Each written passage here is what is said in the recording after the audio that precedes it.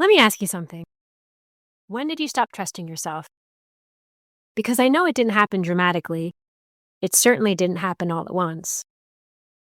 It usually happens slowly when the second guessing starts to creep in. Or maybe it's when you started apologizing for opinions you used to hold without even flinching. Or was it when you started shrinking in rooms where you used to take up space? Or maybe it was when you asked, "Is this okay?" when you used to just know. Somewhere along the way, you started telling yourself this story that confidence is only for younger women, that your best years are behind you, that this quieter, more uncertain version of you is just who you are now. Well, I hate to break it to you, but that's a bullshit lie. Here's what actually happened. You literally got so busy being everything for everyone else, you forgot to stay in the room for yourself. Yeah, I hear you. You got dismissed by a doctor, an institution, and certainly a culture that does not have a good track record of taking midlife women seriously. You gave and you gave until there was nothing left in the tank. Not because you broke, but because nobody told you to stop pouring. And a woman running on empty, she doesn't walk tall. Not because she's not capable, because she's been giving away everything she needs to function. Confidence isn't something you lose with age. It's something that just gets buried under years of not sleeping, not eating enough, not lifting, and not saying no. And today, we're digging it back out. Welcome to the Love Your Naked Ass podcast, the Midlife Rebellion edition. I'm your host, Kimberly Riggins, health and life coach, holistic nutritionist, and your go-to bullshit detector for all things midlife. If you've ever rolled your eyes at the phrase aging gracefully, you're my kind of rebel. Because midlife isn't about slowing down. It's about showing up, speaking up, and maybe flipping a few tables along the way. So grab your coffee or your cocktail. I'm not here to judge. It's time we raise some hell, laugh a little, and love our naked asses again. Let's do this.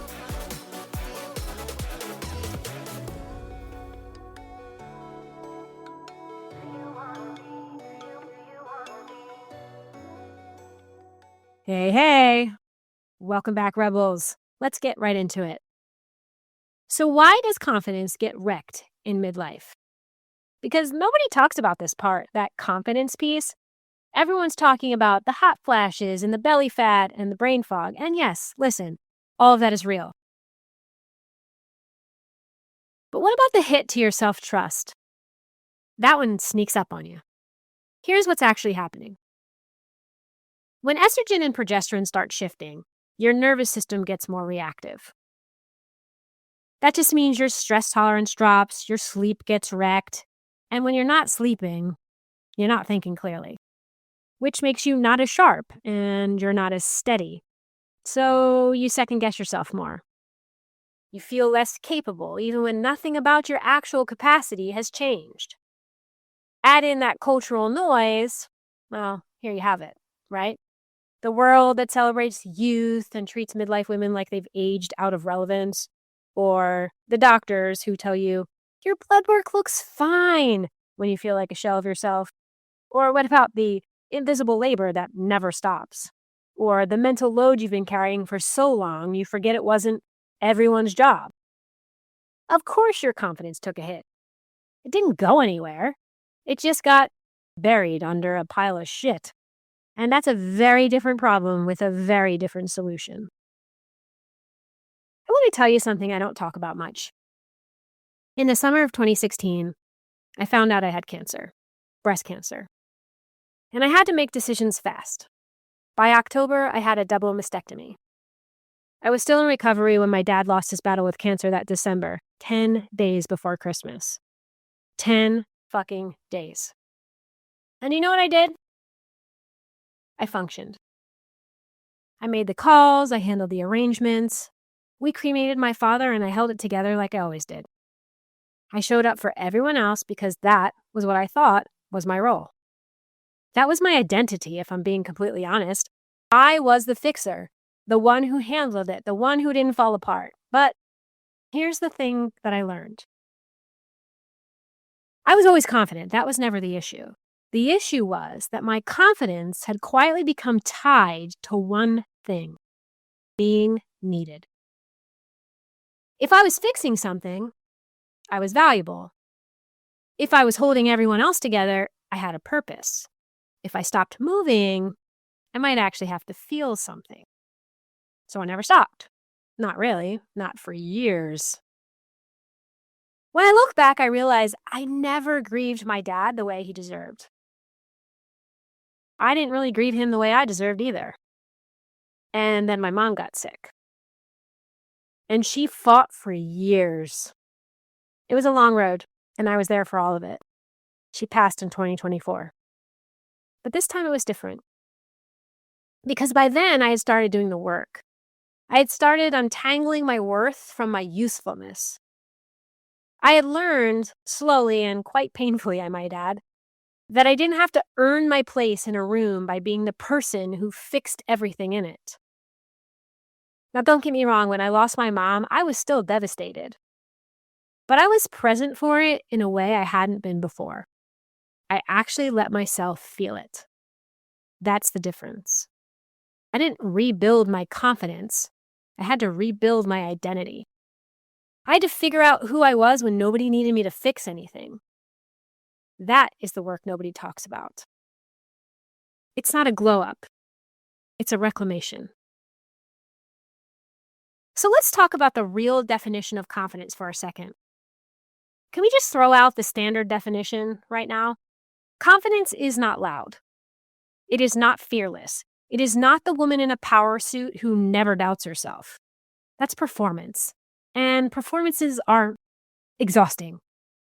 Real confidence is quieter than that. It looks like telling your doctor, yeah, I hear you, and I need to look deeper. It looks like leaving the room when the conversation stops serving you. It looks like eating the meal that actually nourishes you instead of the one that performs wellness. You know exactly what I'm talking about here. It looks like starting the thing without waiting for permission. It looks like saying, I don't know, without it meaning something is wrong with you. Real confidence is not the absence of doubt. It's acting in spite of it. It's trusting that your instincts are worth listening to, even when the world hasn't been great about confirming that. Here's the reframe. Confidence is not something you build by feeling better about yourself.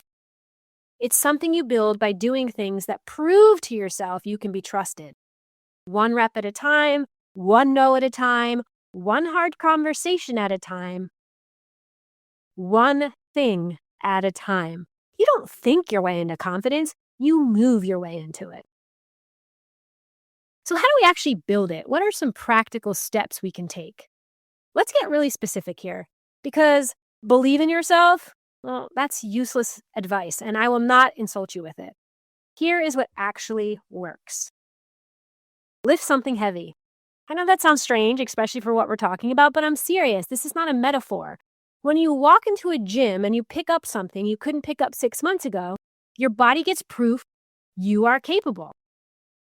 That proof lives inside of you. It doesn't evaporate when someone ignores you in a meeting. Physical strength translates every single time. How about keeping the promises you make to yourself? This one is big, because I know if you ask yourself honestly, you will not be able to raise your hand and say that you keep your promises to yourself. Every time you say you're going to do something and then you don't, you chip away at self-trust. So let's start small. Make promises you can actually keep, then keep them. Watch what happens to how you feel about yourself over time when you actually keep those promises. The next one, and possibly my favorite, is kill your inner bitch. Yes, kill your inner bitch, because you know why? She's an asshole. She lies to you. She is the voice that says you're too old, too far behind, too much, not enough, and the list goes on and on and on. She is not wisdom. She's recycled fear. And you don't have to believe every thought you think. Argue back. out loud if you need to. I know you might look crazy, but I promise you it works. Next, get your basics right. I know that sounds boring, but you have to build a foundation first. What does that mean? It means protein, sleep, lifting, boundaries. I know I say this constantly, but I say it because it's true. A woman who is sleeping, eating enough, moving her body, does not have the same relationship with self-doubt as a woman who is running on empty. It's a proven fact. You cannot think your way out of running on fumes. You have to fuel your way out. And last but not least, we just talked about this last episode. Say no to something this week. One thing. No explanation needed. No essay about why. Just no. Notice that the world does not end. Notice how you feel afterward. That feeling is confidence. All right. As I always do, here's your one action step for the week. The one brave thing. I want you to identify one place where you've been playing small. Just one. One room where you've been quiet when you had something to say. Maybe one decision you've been waiting on permission to make.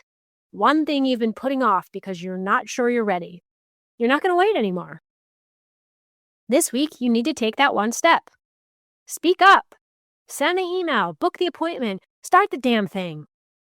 Confidence is built on evidence. Let me say that again. Confidence is built on evidence. So give yourself some. Here's what I want you to walk away with today. You are not behind. You are not too late. You are not a dimmer version of who you used to be. You are a woman who has been running herself into the ground for other people, and you forgot to stay on your own damn list. That ends when you decide it ends. That ends today.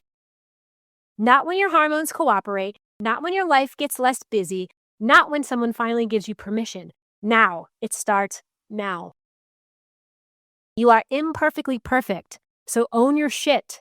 Enjoy your life, and never apologize for who you are.